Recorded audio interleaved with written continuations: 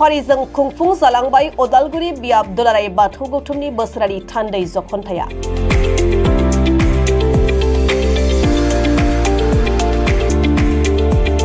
सुबुं समाज दैदेननायाव सिजौआरिनि गोनांथि, गोसो देहा फोस्रांनायाव आरजनि गोनांथि।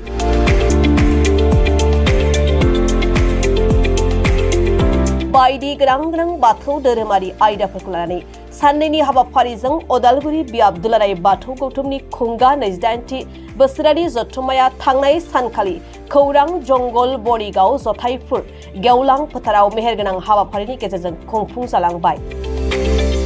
मख'नो गोनांदि उदालगुरि बियाब दुलाराय बाथौ गौथुमनि आवथायाव थानाय गं 30 बाथौ धोरोम सिबियारि गामि आफादफोरखौ लानानै गंबा गामिया जथायै लोगो नांनानै उदालगुरि बियाबनि खुंगा 28थि बोसोरारि जथुम्माखौ खुंफुंदों।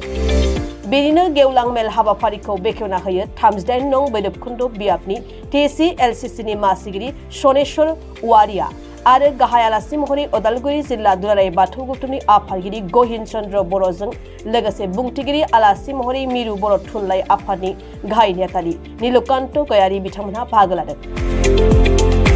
आरो 1 फेब्रुवारि खालाराव उदालगुरि बियाबनि सिङाव थानाय 30 गामिनि सावरायमेल उदालगुरि आन्चलिक बाथौनि सावरायमेलखौ लानाय जादों। बेयाव मैयानिफ्रायनो जोंहा दिनैसिम जागासिनो दङ। मैया जोंहा टार्मिनेशन सेसनमोन, डेलिगेटजों लोगोसे जोङो टार्मिनेशनाव बिबानगिरिफोरखौ सोलायना लाबाय।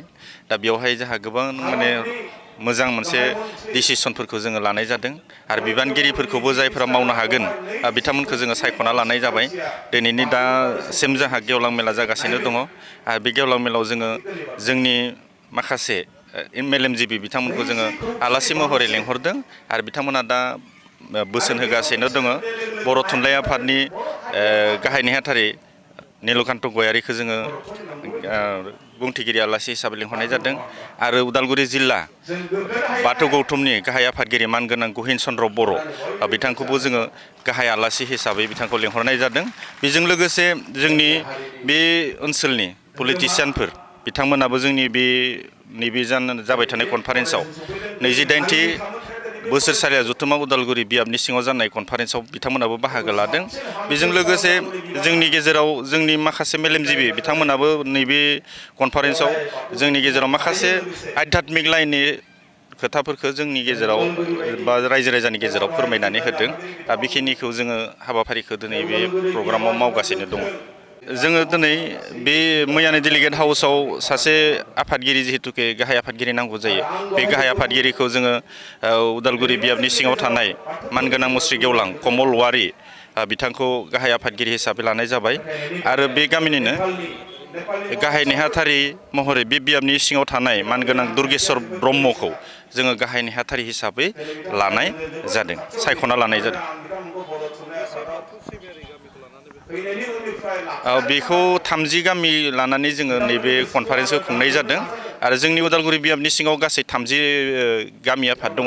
बे गामि आफादनि गासै रायजो राजाया बेयाव बाहागो लानानै बे प्रग्रामखौ जाफुंसार होनायाव हेफाजाब खालामदों।